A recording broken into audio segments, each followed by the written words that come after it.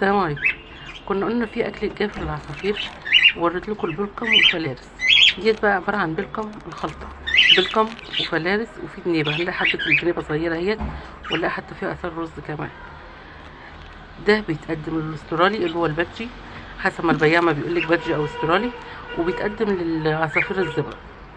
ويا ريت في الصيف، بس في الشتاء يا اما تقدمي في الشتاء ومفيش زغاليل، يا اما تزودي البلقم والفلارس معاها. السلام عليكم.